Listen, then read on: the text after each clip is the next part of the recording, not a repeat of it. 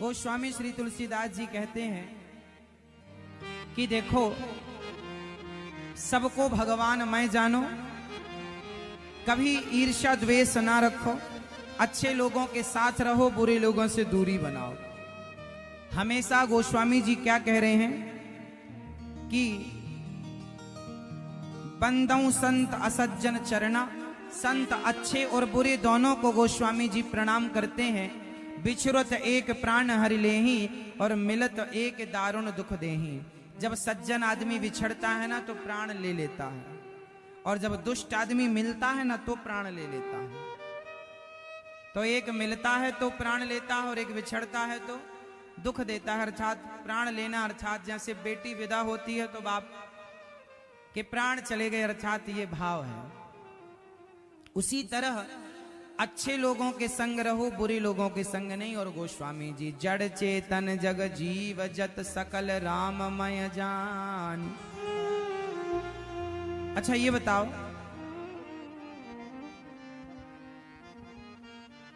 सब भगवान मैं है क्या? यहां लिखा गोस्वामी जी ने, सिय राममय सब जग जानी, करहु प्रणाम जोरी जोग आने। आकर 4 लाख 84 जाति जीव जल थल नभ बासी। 84 लाख योनियों में गोस्वामी जी कहते हैं, सिय राम मैं सब जग जानी, सबको भगवान मैं जानो। अच्छा ये बताओ, क्या सब भगवान हैं? गोस्वामी जी कहते हैं, सिय राम मैं सब जग जानी, सबको भगवान जानो। तो गधा भी भगवान है तो फिर आप गधे की पूजा क्यों नहीं करते? फिर कुत्ता भी भगवान है तो कुत्ते की पूजा क्यों नहीं करते? अच्छा बताओ, सब भगवान हैं या नहीं? बोलो हाँ या ना उत्तर। मैया ओ मेरी प्यारी माँ सुन लो, ये बताओ सब भगवान मैं है या नहीं? बोलो हाँ या ना, जोर से। पीछे वाले भक्त बताएंगे, क्या सब भगवान मैं है? सिय राम मैं सब हैं? तो फिर आप गधे की पूजा करते हैं, कुत्ते की करते हैं, सुअर की करते हैं? नहीं करते। तो फिर किस आधार पर श्री गोस्वामी जी लिख रहे हैं कि सब भगवान हैं? तो गोस्वामी जी का अर्थ यह है कि कुत्ते की पूजा नहीं करना, कुत्ते को व्यवहार में भगवान नहीं माना, पर भाव से यह समझना है कि कुत्ते के अंदर जो जीवात्मा है, कुत्ते के अंदर जो देखने सुनने चलने की जो शक्ति है, उस शक्ति के रूप में राम ही विद्यमान है उसके भीतर। हर व्यक्ति के अंदर जो शक्ति है, पावर है, जिसे आत्मा कहते हैं, उस आत्म तत्व के रूप में सबके भीतर ईश्वर समाये हैं। हाँ, व्यवहार में हम कुत्ते की आरती नहीं उतार सकते, पर व्यवहार में नहीं उतार सकते, पर भाव में हम ये कह सकते हैं कि ईश्वर इसमें भी समाये हैं। जैसे हम में आत्मा के रूप में, ऐसे इसमें भी आत्मा के रूप में, क्योंकि ईश्वर अंश जीव अविनाशी आत्मा तो सबके भीतर है। उस भाव से गोस्वामी जी कहते हैं सब में भगवान हैं। अच्छा ये बताओ, घड़े में माटी है या माटी में घड़ा है? मैया ओ मेरी प्यारी माँ बताओ, घड़े में माटी है या माटी में घड़ा है?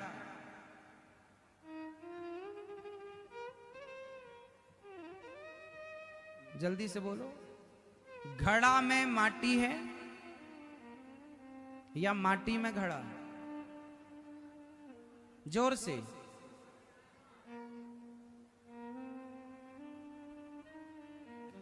चलो आपको घुमा के नहीं समझ में आएगा, सीधा पूछ लेते हैं। सीधा बताओ, घड़ा सत्य है या माटी सत्य है?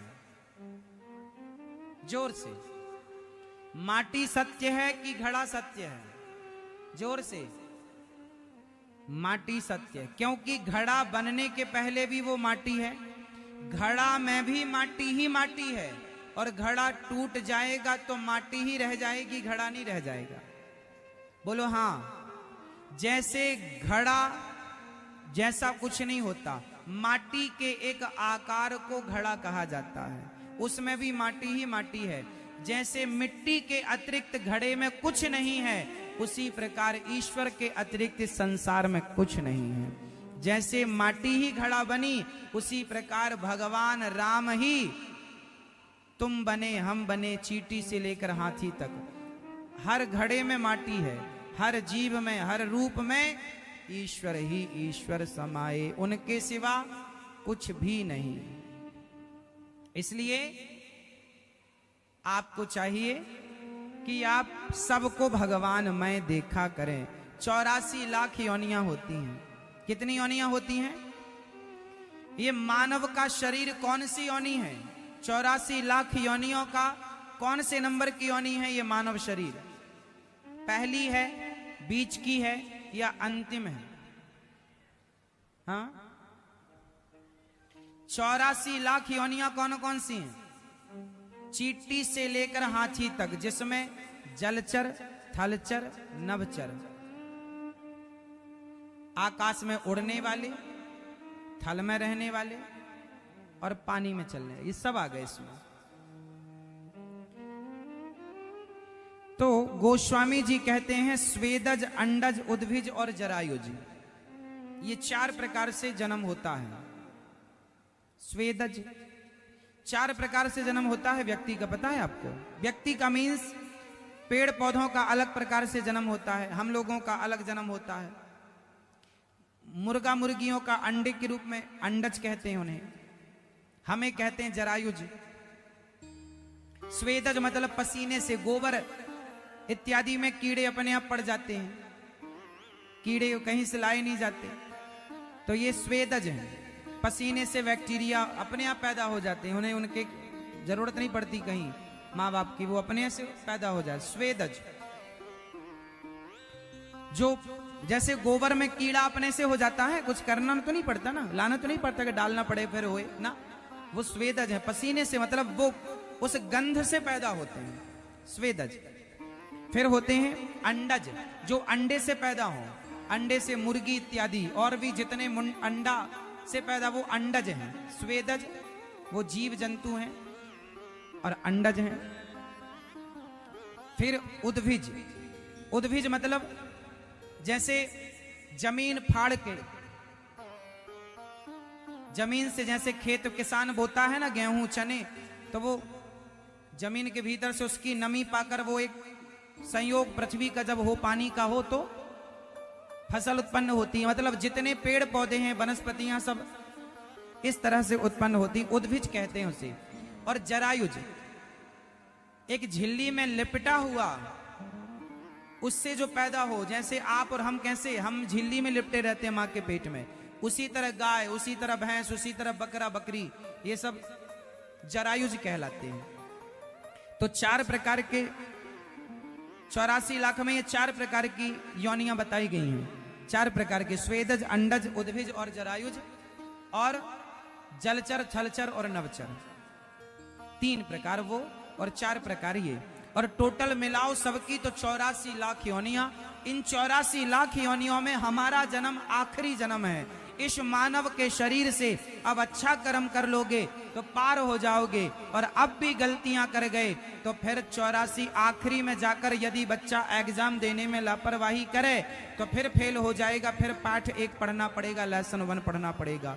मनुष्य के शरीर को पाकर भजन ना किया, भगवान को ना पाया, तो फिर 84 का चक्कर उठाना पड़ेगा, झेलना। फिर जन्म लो, फिर नाली का कीड़ा से शुरू करो, फिर मक्खी बनो, फिर सुअर बनो, फिर झेलते झेलते ये बड़े भाग्य से मिला। इसलिए अब ऐसे कर्म करना कि ये जन्म और मृत्यु के कुचक्र से निपट जाओ। जन्मत मरत दुसह दुख होई, बड़ा दर्द होता है मेरी माँ, बड़ा कष्ट होता है। व्यक्ति जब जन्म लेता है ना, बड़ा दर्द। आद्य शंकराचार्य जी कह रहे हैं, पुनरपि जननम पुनरपि मरणम पुनरपि जननी जठरे शयनम। जन्म मृत्यु के चक्र से बचना चाहो तो भज गोविंदम गोविंदम भज मूढ़ मते। जो भगवान की शरण लेता है, जो भगवान का आश्रय लेता है, वह जन्म और मृत्यु के चक्र से बच जाता है। बोलिए भक्तवत्सल भगवान की जय। इस प्रकार गोस्वामी जी सबको प्रणाम करते हैं और सबको प्रणाम करते हुए गोस्वामी जी भगवान ब्रह्मा जी को प्रणाम, शिव जी को प्रणाम, नारद जी को प्रणाम, देवताओं को, संतों को, वसंतों को, दशरथ जी को, कौशल्या मैया को, सुमित्रा मैया को, कैकेयी मैया को, राम जी को, राम के नाम को, माता सीता को, माता सीता के चरणों को, श्री भरत जी को, श्री लक्ष्मण जी को, श्री हनुमान जी को, सबको प्रणाम करते हैं। गेरा अर्थ जल बीच सम कहियत भिन्न न भिन्न, बंदऊ सीताराम पद जिनहि परम प्रिय खिन्न। राम और सीता दो हैं कि एक? उत्तर दो। राम और सीता दो हैं या एक? बताओ आप, ये दो हैं कि एक? जोर से। राम और सीता दो नहीं है, कहने में, व्यवहार में दो हैं, क्योंकि जो राम है वही सीता है और जो सीता है वही राम। व्यवहार में दो पर हैं, राधा और कृष्ण ये दो नहीं है, व्यवहार में दो है। लक्ष्मी और नारायण व्यवहार में दो है, सीता और राम व्यवहार में दो है, पर है एक। इन्हें कभी अलग नहीं मानना चाहिए। इस प्रकार से गोस्वामी जी कहते हैं, राम नाम मणिदीप धरूं जी है देहरी द्वार, तुलसी भीतर बाहिरो जो चाहत उजियार। राम नाम मणिदीप धरूं। अच्छा, घर के अंदर भी प्रकाश हो और घर के बाहर भी प्रकाश हो, इसके लिए हमें दीपक कहां जलाना चाहिए? कहां दीपक जलाएं तो घर के अंदर भी प्रकाश मिले और घर के बाहर भी? बताओ जल्दी से, कहां पर? देहरी।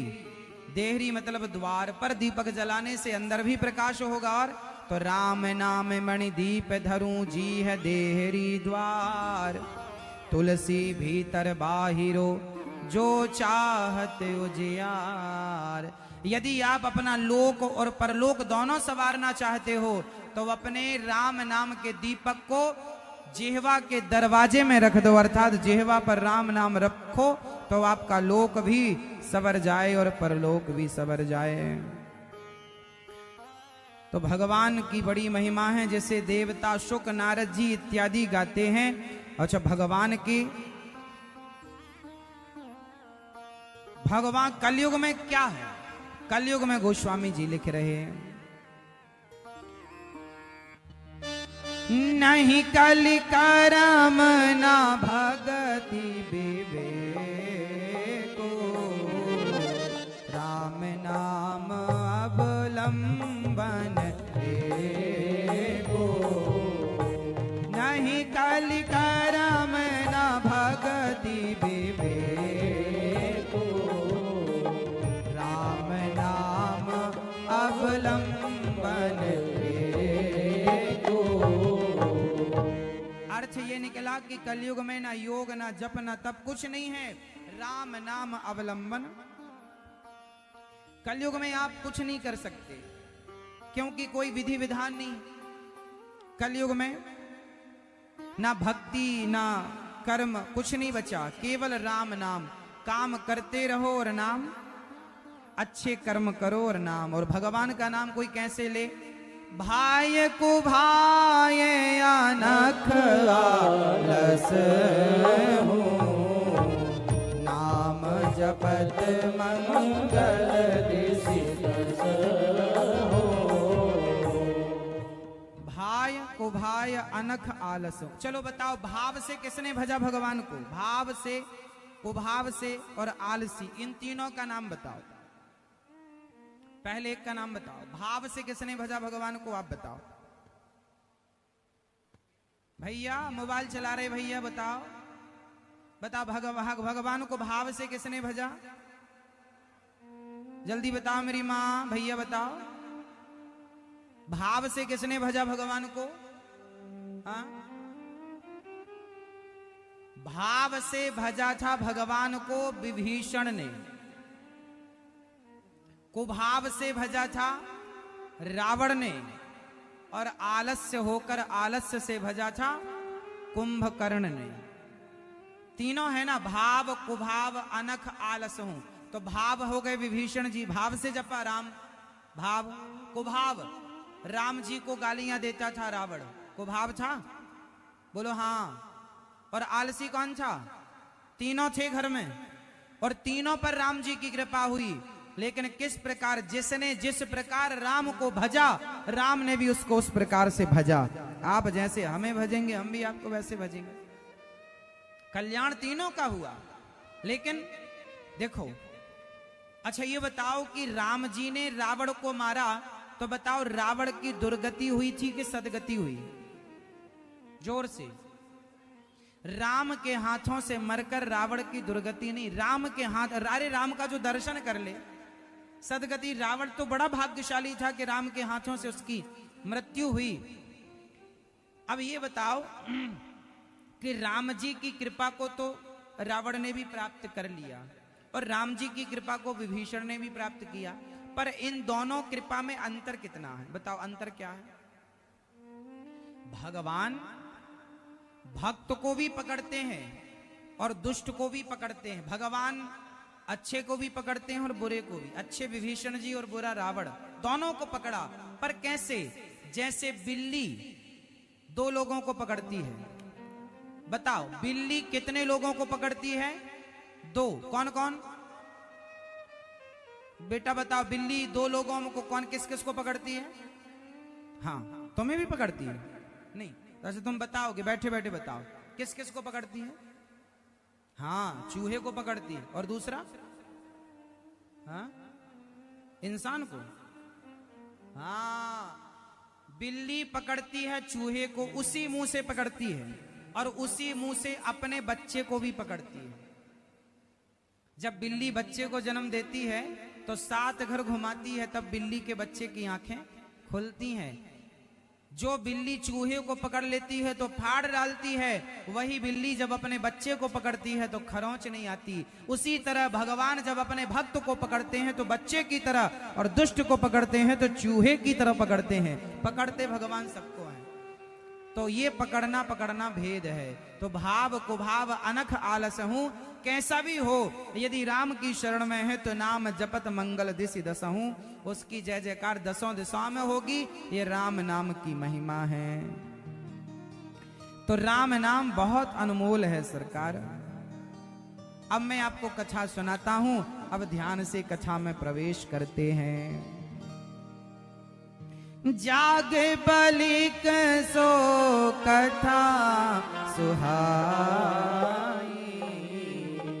भरद्वाज मुनि बरहि सुनाई।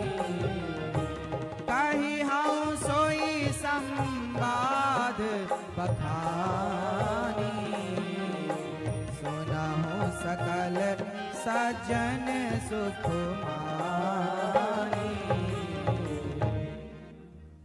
याज्ञवल्क्य जी जो कथा सुहावनी भरद्वाज जी को सुनाई, वही मैं आपको सुनाता हूं। अब ध्यान पूर्वक सुनिएगा। श्रोता वक्ता ज्ञान निधि, कथा राम के गूढ़। किम समझऊं मैं जीव जड़, कलिमल ग्रसित विमूढ़। राम की कथा ना कहने की सामर्थ्य मेरी वाणी में है। अच्छा, राम कथा क्या देती है? बुध विश्राम सकल जन रंजनी, राम कथा कलि कलुष विभंजनी। राम कथा सारे कलयुग के जितने पाप हैं, सारे पाप संताप को मिटा देने वाली ये कथा है। राम जी की कथा इतनी अनमोल है। राम जी की कथा जो कहे जो सुने दोनों पवित्र हो जाते हैं। गोस्वामी जी कहते हैं, मैंने ये कथा कब लिखी? गोस्वामी जी तारीख बता रहे हैं। नौमी भौमवार मधुमासा, अवधपुरी यह चरित्र प्रकाशा। नौमी तिथि थी, भौमवार और मधुमास, चैत्र का महीना। 1631 में गोस्वामी जी ने इस कथा का आरंभ किया, कथा को शुरू किया। और रामचरितमानस लिखकर, रामचरितमानस को लिखा किसने? बताओ, रामचरितमानस किसने लिखी? फिर से बोलो, रामचरितमानस किसने लिखी? रचि महेश निज मानस रखा। गोस्वामी तुलसीदास जी ने प्रकाशन करवाया है, छपवाया है। रामचरितमानस के असली जो रचयिता हैं भगवान शंकर हैं। भगवान शंकर ने अपनी कृपा गोस्वामी जी को प्रदान की और गोस्वामी जी ने उसे प्रस्तुत किया समाज के लिए, हमारे और आपके लिए। रचि महेश निज मानस राखा, पाई सुसमय शिवा सन भाषा। जब समय अनुकूल आया, शंकर जी ने गोस्वामी जी के द्वारा प्रकट कर दिया। अब चलते हैं प्रयागराज। प्रयागराज से इस कथा की शुरुआत है। भरद्वाज मुनि प्रयागराज में रहते थे और प्रयागराज में बहुत सारे साधु संत आते थे, स्नान करते थे।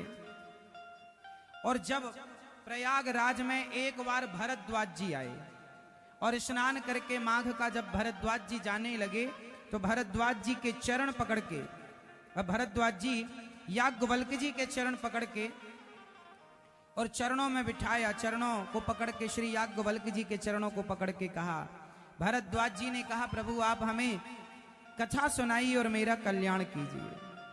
क्या कथा सुनना चाहते हो? भरद्वाज जी याज्ञवल्क्य जी के चरण पकड़ते हैं। कथा कब मिलती है? जब चरणों को पकड़ा जाए। जब तक अपने से बड़े संतों को चरण पकड़ के नहीं कहोगे कि प्रभु मेरा मार्गदर्शन कीजिए, तब तक संत मार्गदर्शन नहीं करते। तो आज श्री भरद्वाज जी प्रश्न कर रहे हैं कि हे प्रभु, एक राम अवधेश कुमारा, दिन कर चरित विदित संसार, नारी विरह दुख लहु अपारा, भयउ रोषुरन रावण मारा। भरद्वाज जी ने पूछा कि प्रभु ये राम कौन है? बताओ राम कौन है? एक राम दशरथ जी के बेटा, एक राम वो हैं जो जंगल जंगल सीता मैया को ढूंढ रहे हैं, हे सीते हे सीते हे सीते। कौन राम है ये? यदि राम सर्वशक्तिमान भगवान हैं तो पत्नी के पीछे रो रहे हैं, क्या उन्हें पता नहीं कि रावण ले गया? प्रभु ये संदेह है, जरा बताओ कि ये राम कौन है? आप किनकी पूजा करते हैं? अच्छा बताओ राम कितने हैं? बताओ राम कितने हैं? बताओ राम कितने हैं? जिन राम की कथा सुनी और कही जाती है वो राम कितने हैं? जोर से। एक सज्जन हमसे बोले, महाराज जी आप कितने राम को जानते हैं? हमने कहा हम तो एक ही राम को जानते हैं। बलराम जी को भी, परशुराम जी को, परशुराम जी भी, बलराम जी भी और राम जी। ये तीन राम हैं। इनमें जिन राम की बात कही जाती है वो राम मर्यादा पुरुषोत्तम भगवान श्री राम की बात है। अब राम, उन्होंने कहा कि एक राम दशरथ का बेटा, एक राम घटघट में लेटा, एक राम का सकल पसारा, एक राम का सब जग सारा। आप किस राम की पूजा करते हैं? एक राम दशरथ का बेटा, एक राम घटघट में लेटा, एक राम का सकल पसारा, एक राम का सब जग सारा। बताओ इन चार रामों में आप किस राम की पूजा करते हैं? एक सज्जन ने मेरे से ऐसा टेढ़ा सवाल पूछा तो मैंने उनसे कहा कि भैया तुम्हारा प्रश्न गलत है, पहले तो तुम्हारा प्रश्न ठीक करते हैं। बोले कैसे? हमने कहा वही राम दशरथ का बेटा, वही राम घटघट में लेटा, उसी राम का सकल पसारा और उसी राम का सब जग सारा। वही एक है, कोई दो और तीन राम वही एक है, दो और तीन, दो और तीन नहीं। जो राम है वह दशरथ पुत्र हैं, वही कौशल्यानंदन है, वही सीता मां को खोजने निकले हैं और वही रावण को मारने वाले हैं, वही हैं। अब कथा सुनाते हैं विस्तार से। गोस्वामी जी लिख रहे, एक बार त्रेता युग माहे, शंभु गए गुंभजरी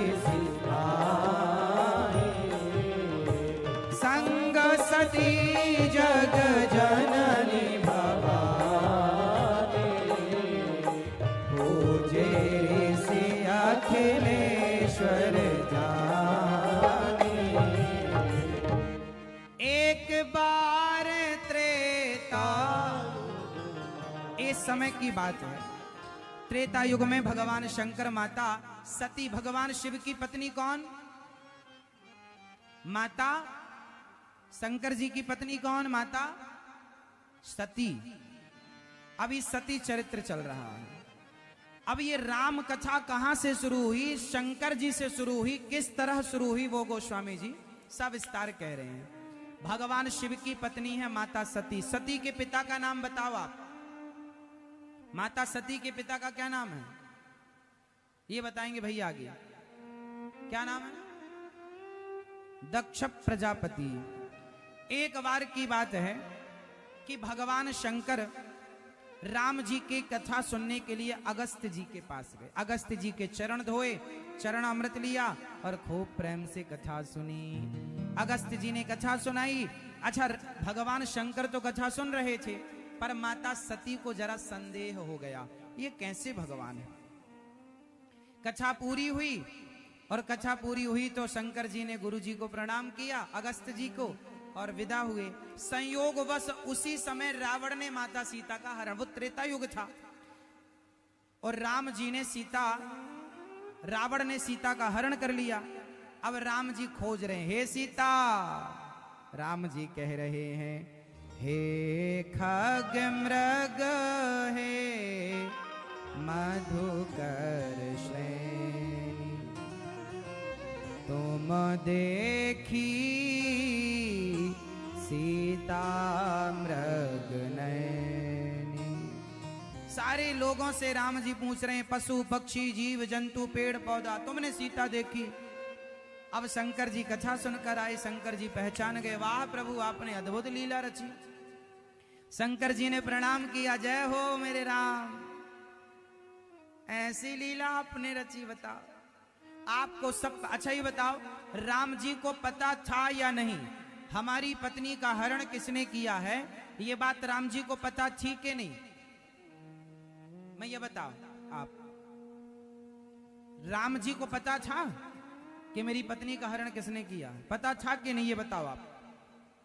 हाँ या नाम उत्तर दो, पता था या नहीं? आप बताओ, पता था?